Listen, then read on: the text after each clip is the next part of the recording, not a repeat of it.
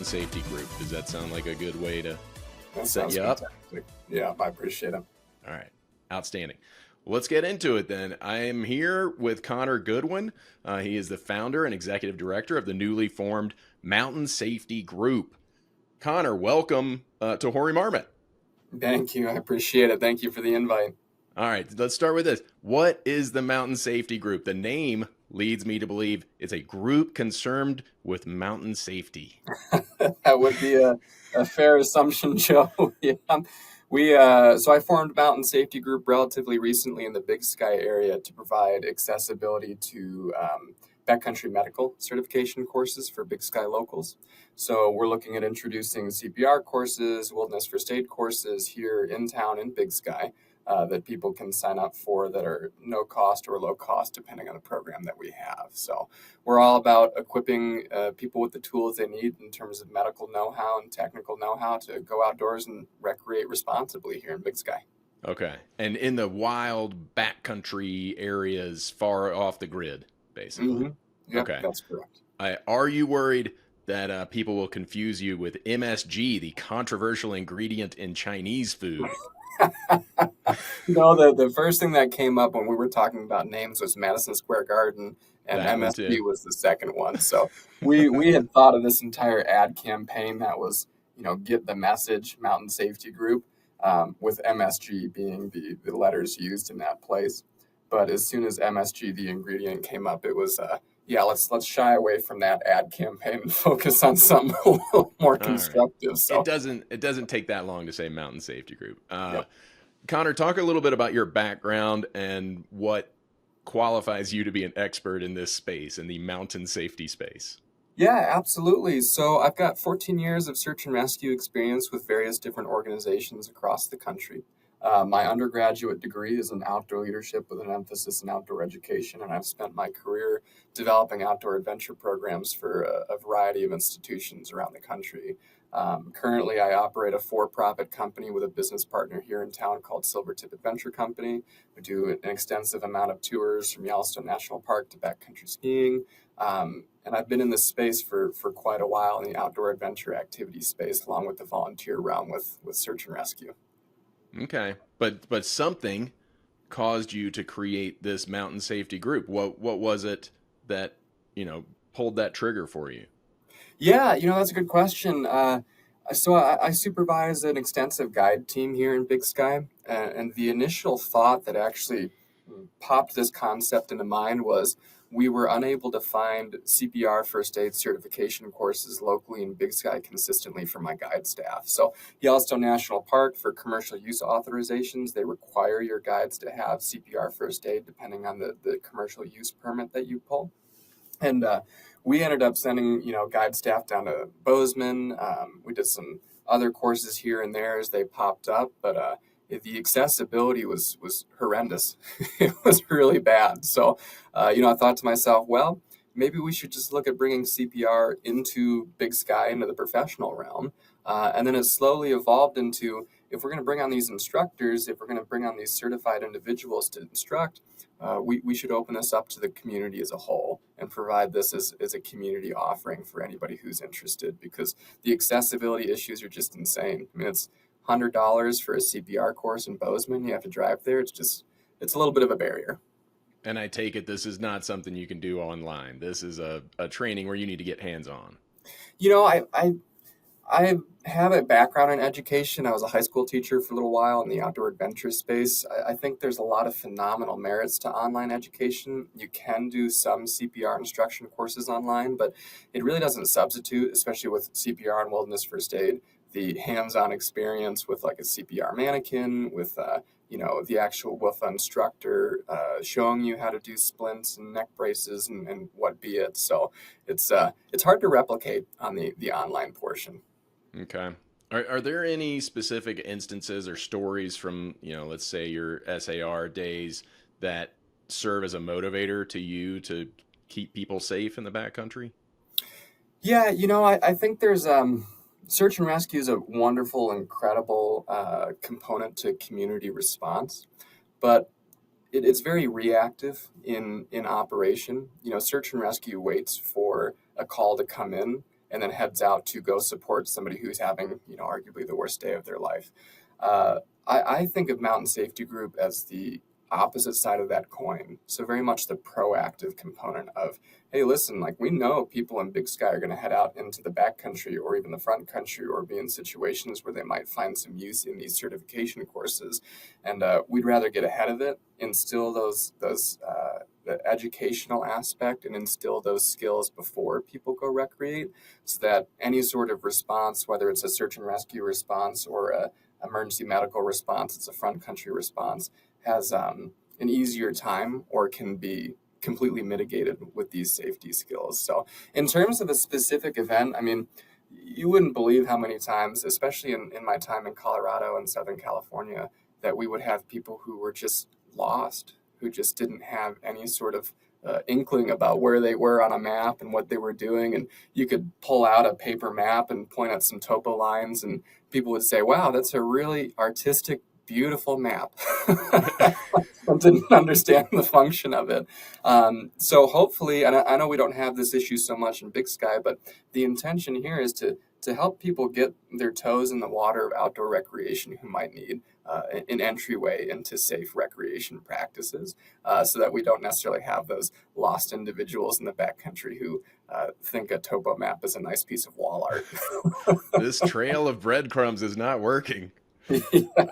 All right, let's talk about some of the specific programs that you've mentioned that you guys will be offering. Is this sort of like a comprehensive course, or are people, students, whatever you're calling them, choosing courses a la carte? Yeah, so participants are able to choose courses a la carte.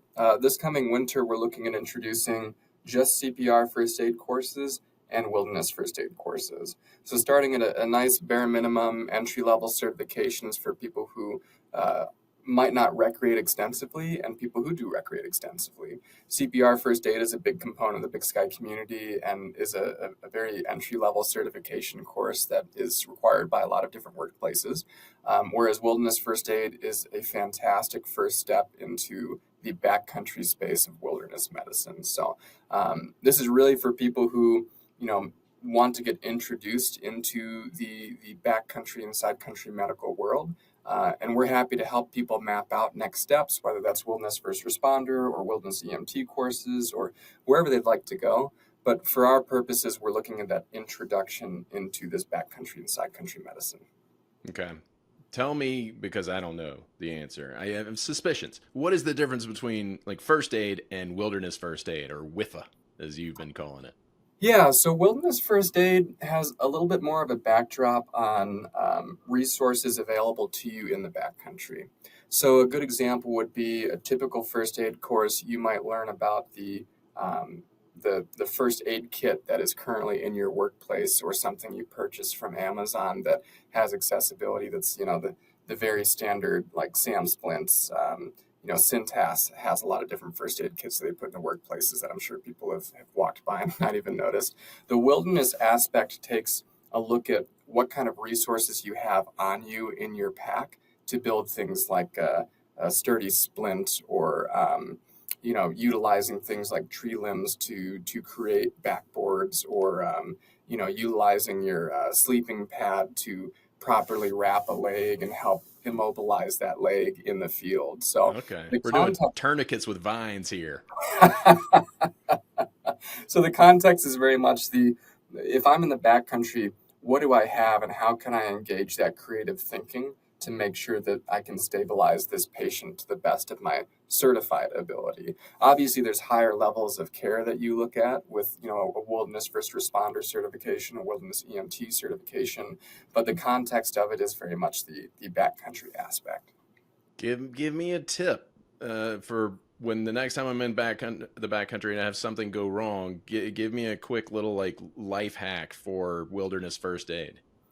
Yeah, that's a good question. I think that the best tip I can give, at least on the search and rescue end, is have a game plan in place. If you're in the backcountry, either as an individual user or you're within a group, Somebody back home who has consistent cell reception or phone lines that can contact emergency services should know what your general plan is and when you anticipate being back to the trailhead or back home. The biggest tip I can give is very much that proper prior planning prevents piss poor performance. So if you've got It's a lot that, of P's. yeah, 7 P's. That intention in place of stating, "Hey, listen, my significant other, my best friend, my boss, my neighbor knows when I'm supposed to be back. If I don't hit that time frame or that timeline, and they notice I'm not back, and I'm way out in the backcountry, they're going to be my first point of contact with emergency services to support in any situation." No matter how medically qualified you are in the backcountry, if you're by yourself and you cannot operate, the last thing you want is for somebody to not know that you're even out in the field. So having that neighbor, that friend, that significant other, that spouse that basically says, "Hey, listen, I know where Connor's going off in the backcountry and he's supposed to be back at 6 p.m. and now it's 11 p.m. and he's not quite back yet. So I'm going to, call 911 and call for support," is the best tool that you can possibly have for backcountry preparedness. Okay. Don't call audibles out there. So it brings me to my next question, which is how, in your estimation, do cell phones and technology in general factor into mountain safety? I think it's been very transformative over the last 10 years. When I started with search and rescue, we didn't have things like Garmin inReaches or spot beacons that were prevalent across the industry and across users. I like to say, especially on the search and rescue side, like we we haven't really done many searches historically, especially with Big Sky. We've done a lot of rescues, which has been great, but we just know where people are. The technology is an interesting aspect of mountain safety in general. I always recommend snowmobilers, hunters, backpackers, whoever it might be, like inReaches, satellite devices are incredible. They're incredible. I mean, you have a tool that can literally pinpoint exactly where you are in the mountains and help communicate externally without the need for cell reception. Obviously, there's technological limitations to that. Cell phones, especially with the iPhone producing the new SOS features, and I hear that some of the Android devices are looking at that too. It's been and will continue to be game changing in a number of ways. But I also like to mention to people that your safety shouldn't depend solely on one specific piece of technology. I mean, if you're going out in the mountains, you should be aware of how to read a topo map, how to use a compass depending on where you are in the country, how to start a fire, how to build a shelter, having a pack that is prepared for overnight experiences. These are the things that will help you if that technology fails. And I'll tell you, one of my biggest experiences in search and rescue, specifically in Colorado, was we used to go out all the time to rescue Boy Scout troops, all the time. They were like one of our number one groups to rescue in Colorado because the dads would get the fanciest new GPS. It'd be something incredible to them. And they'd be hiking out on trail with their den and the Boy Scout pack itself. And the batteries would die. And then the den fathers would say, "Oh, wait a minute. I didn't bring spare batteries and I'm not really sure where we are, so let me make an executive decision and we're going to keep going this way on the trail." And they get lost very consistently. So technology has its own limitations. It does open up a quite extensive array of safety and risk mitigation measures that people can utilize. But realistically, if you're going into the backcountry, you should be prepared in a number of ways that doesn't rely solely on that technological aspect. All right. That makes a lot of sense. I know that people love to find that like fine line between being prepared and having their device and then also being able to avoid work emails. Mm-hmm. So Yep. the eternal challenge. Let's talk about avalanches a little bit as we get into avalanche season. How do you think that Mountain Safety Group can prepare people to venture into the backcountry? There's an incredible resource for Gallatin County, the Gallatin County or the Gallatin National Forest Avalanche Center. They do a lot of learning, education, a lot of different courses. Mountain Safety Group's happy to be a conduit in that aspect, but we have some established experts in that field that are some of the best in the country. Avalanche education is huge for avalanche safety. I mean, when I started recreating 20 years ago in the Colorado Rockies, avalanches were very intimidating and very scary.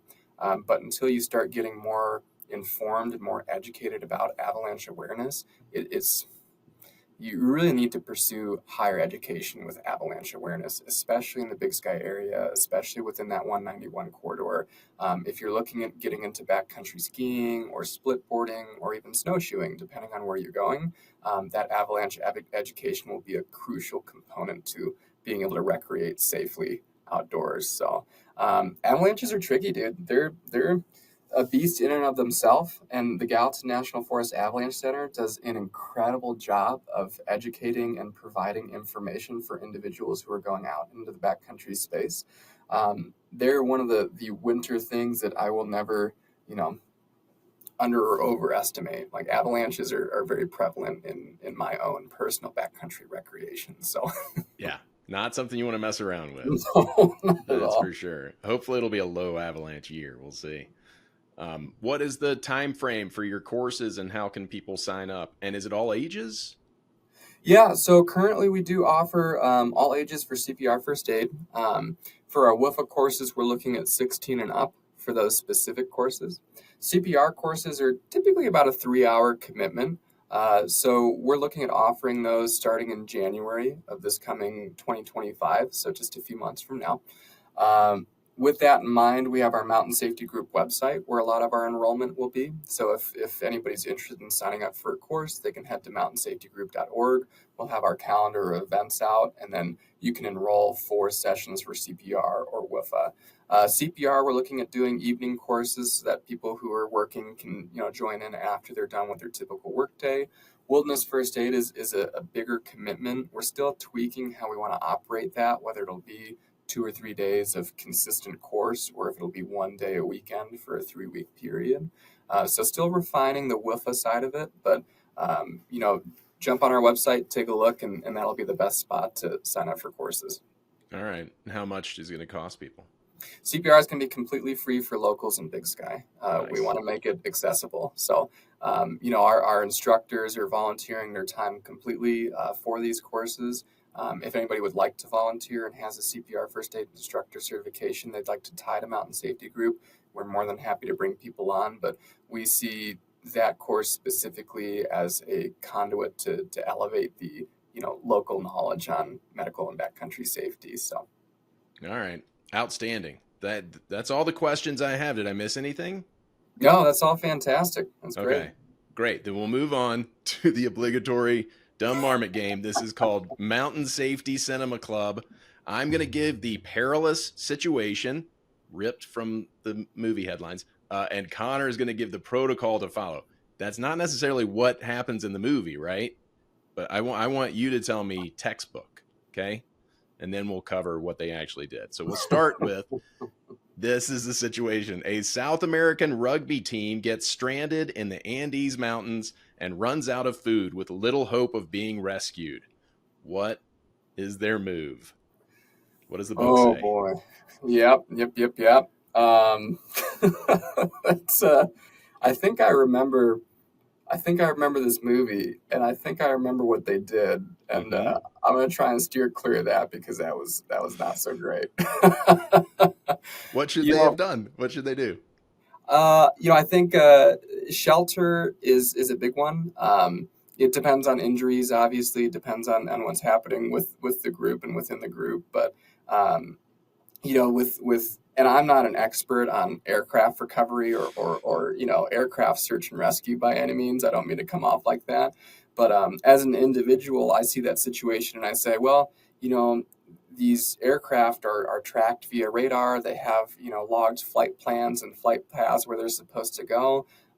In my knee-jerk reaction to that, it should very much be hey, if this is a very remote area and you've got injured individuals within your party, you should hunker down where that crash occurred and wait for the investigation to start and for the search and rescue to come out. Because the first thing they'll do is follow that flight path. If they're seeing you on radar, they're going to see where you dropped off on radar, and they have a point to start searching within that line. If you take your entire group and you start traveling through the winter in the Andes and up through the mountains and whatnot, you are literally taking that search radius that this team will initially start with, and you are expanding that quite substantially. So not always the best thing to do to move away from those areas. obviously, if you're like, hey, listen, I can see some lights down this mountain. I'm very familiar with this terrain. I feel confident that we can get down out of this situation. Different conversation. But if you're in the middle of nowhere, especially up in the mountains and the rugged terrain, I mean, you don't want to turn into the search and rescue of like, oh, we never found out what happened to these people. This plane crashed, but there were never anybody, and nobody was ever recovered from it. It should very much be the stick where you're safe, stick where you're knowledgeable, hunker down, build shelter, triage your folks, and then look through your supplies and try to ration through those supplies to extend your ability to, survive in that inclement situation. Totally. And another thing about planes, they have food on them. Yeah, All not very planes good have food. food these days. So, yeah, that's from the movie Alive, 1993, and they start to eat each other. That's what they do Yep. instead of following Connor's advice. All right. Next, a group of oil rig workers survive a plane crash. There's a theme here. In the Alaskan wilderness, as they make their way across the harsh terrain, they discover they're being hunted by a pack of hungry wolves. Oh no, what do we do, Connor? So first and foremost, I'd like to. I'm not a biologist either. I do run some Yellowstone National Park tours here and there. Um, you're not going to be hunted by wolves. Don't worry about that. I think the premise of that entire film is a little No, wonky. we have to accept the premise. Tell me what happens. You're being hunted by the wolves. They have a terrifying look in their eye. Yeah. So we I've been a part of like different responses with wildlife in the past, with predators outside of wolves. And the big thing is, if you're being tracked by some predator in the backcountry, stay together, stay in a group. Like obviously, if the wolves are around you, you should be looking at making yourself appear big, loud, strong, whatever predator that might be. I'm not running away necessarily and kicking in that chase factor that these predators might have, but stay together as a group. If you do need to move intentionally and slowly. I know a lot of people, especially in high pressure situations like that, might be like, oh gosh, I got to start running. I got to get out of here. Really take your time to plan what your moves are and where you're heading. I mean, if you just jump into a situation, you're like, gosh, we're being chased by these wolves, and I think we have to head this way. You might be heading in a direction that's completely opposite of like town or civilization where you can get support. So, um, Might be you going know, deeper into the wolves' territory. Now they're yeah. going to attack you for different reasons.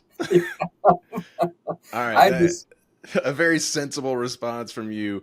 In the movie The Gray from 2011, they use fire, weapons, strategy, teamwork, and they capitalize on Otway's knowledge, that's Liam Neeson's character, of wolf behavior thanks to his job title of wolf hunter for the oil company. That's talk about a far-fetched premise. isn't that the one where he taped a glass onto his fist I too? think he does, yeah. Yeah. And I think that the ending was very, I saw it once and I was laughing the entire movie. Yeah. Liam Neeson's incredible, don't get me wrong. Liam But Neeson's the best. And yeah, he I gives think I, himself Wolverine claws with glass. Yeah. yeah, and I should probably say spoiler warning on that if you haven't seen it. But isn't it that vague ending where it was like, okay, he was fighting the wolves and we don't know what actually happened? I don't know. I don't know. I'll Yeah. have to watch the movie again You tonight. think he becomes a wolf at the end. Yeah.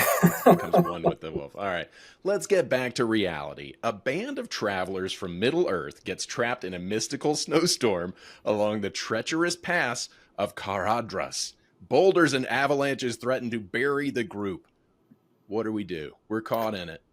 Here This we is are. actually, I've given a lot of thought to this one, because that is one of my favorite movies. Oh, nice. All right. If I remember correctly, there were, dueling mountaintops, and they were in a very precarious situation where they couldn't stop. They were on a cliff's edge, essentially, and they're moving through. I'm not sure how magic works in that world. I'm sure they don't have like NOAA weather.gov forecast that could have told them, hey, it's going to be dumping snow out here. But, if they had some sort of ability to say, oh, yeah, like this pass is going to get a pretty big snowstorm, it probably would have been good to avoid that first and foremost. If Sure. they found themselves in that situation, if I was in that situation, I'd be thinking to myself, okay, I'm going to keep going till I get to a nice, stable spot where I can set up some shelter and wait out this storm. Um, Okay. Traveling through that, I don't. if I can't see 5 feet in front of me and there's a bunch of trolls and stuff running around, I'm not going to have a good time. Absolutely, yeah. And I mean, it's hard to tell when it's going to end when it's a spell cast by the corrupt wizard Saruman. But what they end up doing in the Lord of the Rings: The Fellowship of the Ring from 2001 is they seek an alternate route through the mines of Moria. So it would have been interesting to see him shelter down though. Dig in, these guys with their giant hobbit feet. All right, last one. A young princess, an ice harvester, and a singing snowman must escape from an increasingly unstable ice palace atop a mountain before it collapses on top of them. What do you recommend, Connor? Leave the snowman first and foremost. Just leave the snowman. Ditch the Yeah, charming singing snowman, Olaf? yeah. I'm Okay. not I'm not a big song and dance guy. It might just work out in everybody's benefit. I don't know. But I can't imagine that snowmen can travel that fast. That is one movie I have not seen. I know what you're referencing on it, but I Oh, haven't seen man. it. So my initial thought would be, oh darn, there goes the snowman. That's a Okay. bummer. So we can run a little bit faster. So So you can get out of the ice palace that is crumbling, shards of ice falling everywhere. What they end up doing, Anna, Kristoff, and Olaf, they tumble down the mountain, narrowly avoiding certain death. That is from Frozen 2013. I can't believe you haven't seen that one, Connor. Long overdue. I know. I think they came out with a second one. It's I don't know if tumbling down the mountain would be a great response to that in reality, but that's great they made it. Yeah, no, I figured they would when I was watching Yep. the movie. But now you know what you're doing with your weekend, so that's exciting. Thank you very much for playing. What was that called? Mountain Safety Cinema Club. I love. Yeah, it was very dumb. I apologize, but that's what we That's do here. fantastic. All right. I appreciate hearing from you all about the Mountain Safety Group, and I hope that everybody checks it out and be safe in the backcountry, guys. This is a great way to get some learning under your belt. Is that what we do? Yes, absolutely. Yep. All right. Have a good one, and we'll hopefully send you a bunch of people. Thank you. I appreciate it.